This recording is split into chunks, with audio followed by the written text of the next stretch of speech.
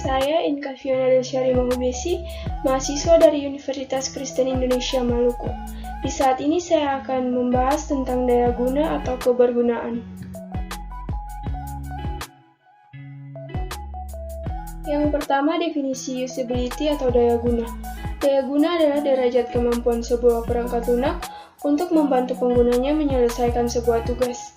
Tingkat produk dapat digunakan yang ditetapkan oleh user untuk mencapai tujuan secara efektif dan tingkat kepuasan dalam menggunakannya. Selanjutnya, penentu keberhasilan sistem. Yang pertama, berguna atau useful, yaitu sistem yang berfungsi seperti yang diinginkan oleh penggunanya. Yang kedua, dapat digunakan atau usable, yaitu sistem yang mudah dioperasikan.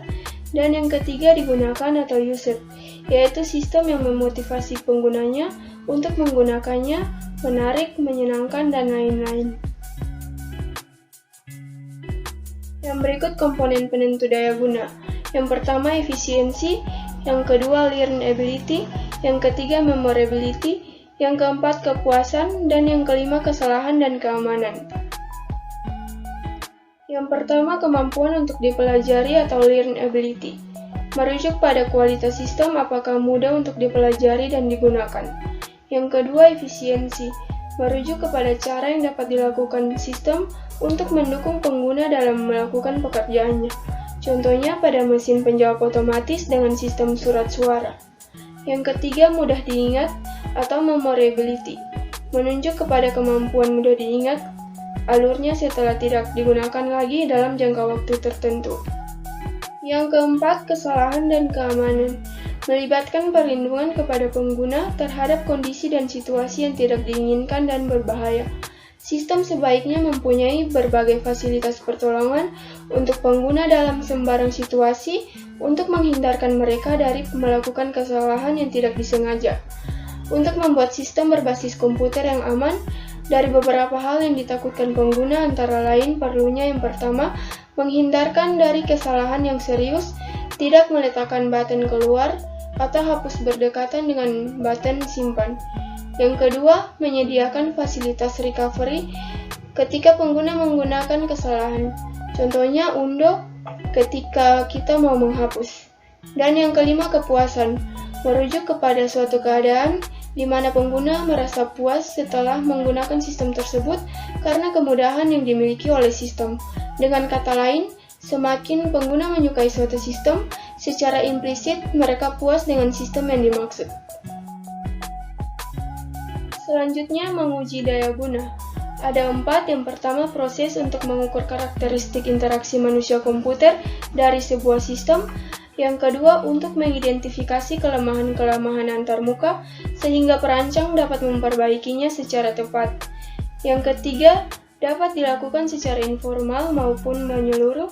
Dan yang keempat, dari yang berbiaya sangat murah sampai biaya mahal. Selanjutnya ada 3 jenis uji kebergunaan menurut Levy and Conrad pada tahun 1997. Yang pertama, uji eksploratory. Bertujuan untuk menguji sebuah sistem dan mencari titik-titik di mana pengguna mengalami kebingungan, kesalahan, atau unjuk kerjanya melambat. Ujian ini dilakukan tanpa melihat di mana persoalan-persoalan terjadi atau bentuknya. Tujuan akhir dari uji eksplorasi adalah daftar persoalan yang perlu ditinjau lebih lanjut. Yang kedua ada threshold testing, digunakan untuk mengukur kinerja sistem terhadap sejumlah sasaran yang ditentukan terlebih dahulu. Uji ini merupakan uji lolos atau gagal. Dan yang ketiga ada uji perbandingan. Uji perbandingan untuk mengukur karakteristik kebergunaan dari 2 pendekatan atau rancangan untuk menentukan rancangan yang lebih cocok lagi pengguna. Yang berikut ada uji kebergunaan menurut Hilbert and Red-Miles pada tahun 2000. Yang pertama, uji formatif, memberikan umpan balik ke perancang sistem terhadap rancangannya. Dan yang kedua, uji sumatif, memberikan penilaian terhadap produk jadi untuk mengukur peningkatan yang telah dilakukan terhadap produk sebelumnya atau untuk membandingkannya dengan produk sejenis dari perusahaan lain. Selanjutnya, sistem yang berdaya guna. Pembahasan dan pengujian daya guna yang dilakukan dengan benar akan memberi manfaat, terutama dari sudut penghematan biaya pembangunan sistem. Sistem yang memiliki daya guna yang tinggi dapat mengurangi biaya pelatihan, support konsumen, meningkatkan kepuasan pengguna. Selanjutnya, cara uji kebergunaan. Yang pertama, pemilihan kartu, yang kedua, evaluasi heuristik, dan yang ketiga, evaluasi uji skenario. Selanjutnya, evaluasi heuristik. Yang pertama, mengeksplorasi sistem, yang kedua, mengidentifikasi masalah kebergunaan, dan yang ketiga, mengklasifikasikan setiap pelanggaran atas satu atau lebih prinsip kebergunaan.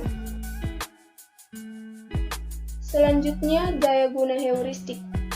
Yang pertama, dialog yang sederhana dan alami, yang kedua, berbicara dengan bahasa pengguna, yang ketiga, mengurangi beban ingatan pengguna, yang keempat, konsisten, yang kelima, sistem timbal balik, yang keenam, jalan keluar yang jelas, yang ketujuh, jalan pintas, yang kedelapan, pesan kesalahan yang baik, yang kesembilan, mencegah kesalahan, dan yang kesepuluh, bantuan dan dokumentasi.